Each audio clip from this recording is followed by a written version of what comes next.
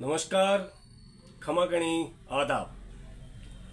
दुनिया की नज़र इन दिनों अमेरिका पर है और अमेरिका की नज़र दुनिया पर। यह क्यों और कैसे हुआ ये बिल्कुल जाहिर बात है। आज जब हम ये बात कर रहे हैं तो इजराइल और ईरान के बीच में जो युद्ध है उसने अमेरिका को दो राहे पे लाके खड़ा कर दिया है और अमेरिका के राष्ट्रपति है कि इस दो राहे पे भी अपनी सौदेबाजी से बाज नहीं आ रहे। आज हम बात करेंगे चौथा पाया में अमेरिका के राष्ट्रपति डोनाल्ड ट्रंप की एक दावत और इस दावत के बहाने लगाए गए 3 निशानों पर। आप ये सोचेंगे कि दावत और दावत पे निशाने, एक तीर 2 निशान को तो हमने सुना है, लेकिन एक दावत 3 निशान कैसे हो गए और तीनों निशाने सही कैसे लग गए, इसी को हम आज के इस एपिसोड में डिकोड करेंगे। तो शुरुआत करते हैं इसको डिकोड करने की। आप जरा 4 दिन पहले जाइए, कनाडा में G7 देशों का शिखर सम्मेलन होता है।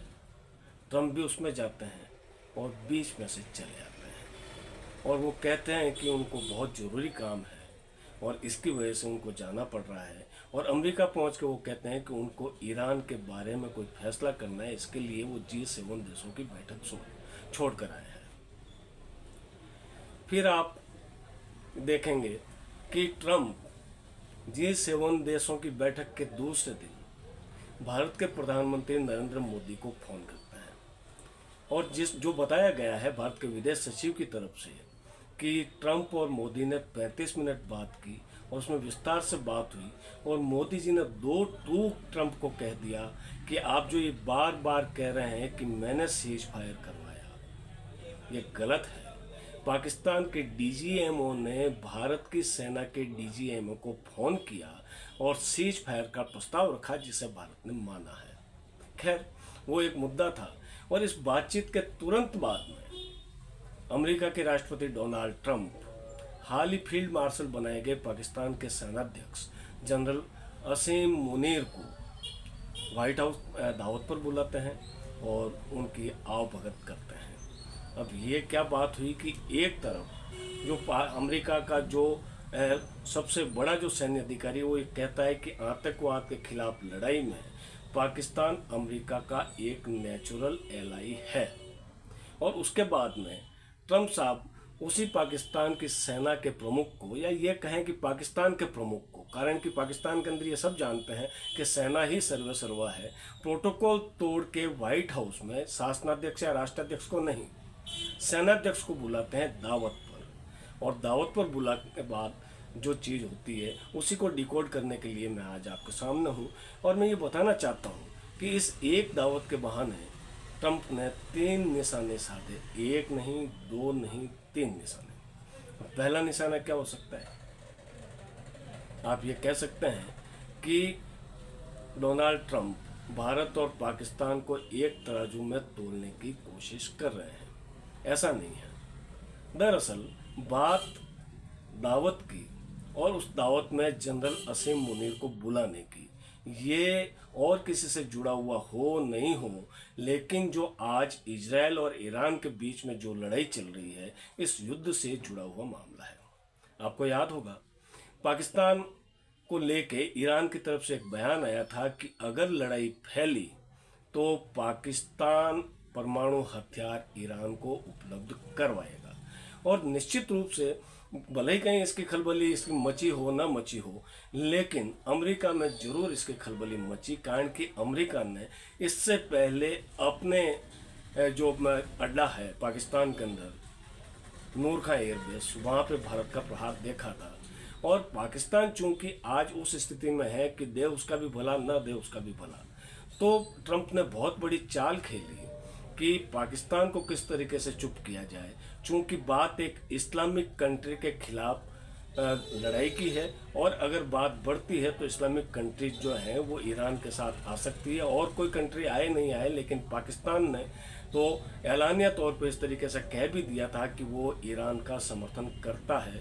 लेकिन उसके तुरंत बाद में पाकिस्तान के सेनाध्यक्ष को व्हाइट हाउस में बुलाया जाता है और पाकिस्तान की भूमिका बंद हो जाती है। तो इस हालात को आप ये समझिए कि एक दावत के बहाने पहला निशाना ट्रंप ने ये लगाया कि मुनीर के जरिए पाकिस्तान को कह दिया कि ज़्यादा पंचायती करने की जरूरत नहीं है, और न तो आप ईरान को समर्थन करेंगे और न ही ईरान को आप कोई सैन्य सहायता उपलब्ध करवाएंगे।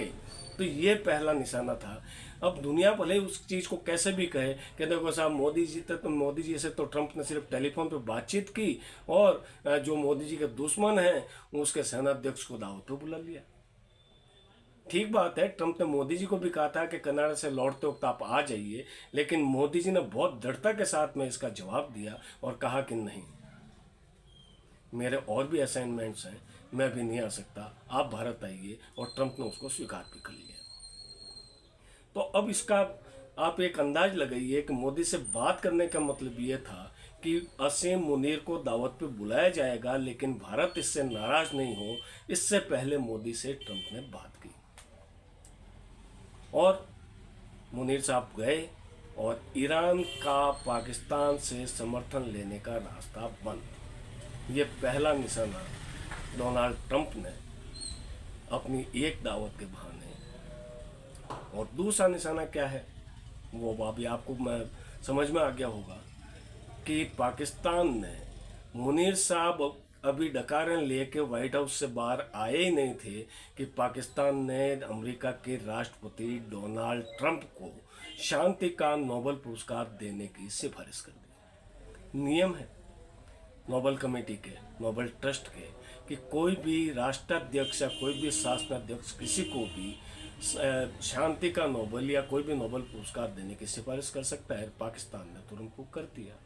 और ट्रंप भी यही चाहते थे, चाहे उनकी इच्छा रूस यूक्रेन युद्ध को खत्म कराने की बात हो, चाहे इजराइल ईरान के बीच में आने की बात हो, चाहे भारत और पाकिस्तान के बीच सीज फायर करवाने की बात हो, चाहे सीरिया और मिस्र में जिस तरीके का ट्रंप का रोल रहा वो बात हो। ट्रंप की कोशिश ये है कि इस बार येन केन प्रकरण उन्हें शांति का नोबेल पुरस्कार मिल जाए, और इस बहाने उनकी इच्छा भी पूरी हो गई। इधर दावत पे जनरल साहब को बुलाया और पाकिस्तान ने सिफारिश कर दी। अब आप कहेंगे कि तीसरा निशाना क्या है? बिल्कुल साफ जाहिर है कि तीसरा निशाना यह है कि ट्रंप साहब ने पाकिस्तान की शहबाज शरीफ सरकार को साफ कह दिया है कि आप कठपुतली हैं, और ये दुनिया के सामने उन्होंने ये साबित कर दिया कि प्रोटोकॉल तोड़ के उन्होंने एक सेनाध्यक्ष को व्हाइट हाउस में बुलाया और पाकिस्तान की सरकार को इस बात के लिए चुप करने के लिए राजी कर लिया कि ईरान का समर्थन नहीं किया जाएगा।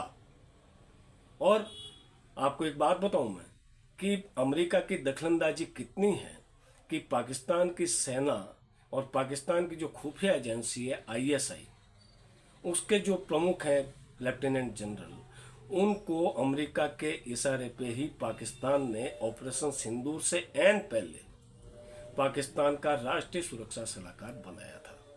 और अब ये अमेरिका ने पाकिस्तान की निर्वाचित सरकार को और खासकर प्रधानमंत्री शहबाज शरीफ को ये कह दिया है कि हम बात करेंगे तो जनरल असीम मुनीर से करेंगे, न कि आपसे बात करेंगे, यानी निर्वाचित सरकार से नहीं करेंगे। तो ये तीसरा निशाना ट्रंप ने दावत के बहाने पाकिस्तान पर साध लिया। तो हम अगर ये कहें कि आज की तारीख में दुनिया के सबसे बड़े सौदागर अगर कोई हैं तो अमेरिका के राष्ट्रपति डोनाल्ड ट्रंप हैं। उनकी सौदागरी आगे क्या होती है? क्या वो ईरान और इजराइल की लड़ाई में खुला कूदते हैं?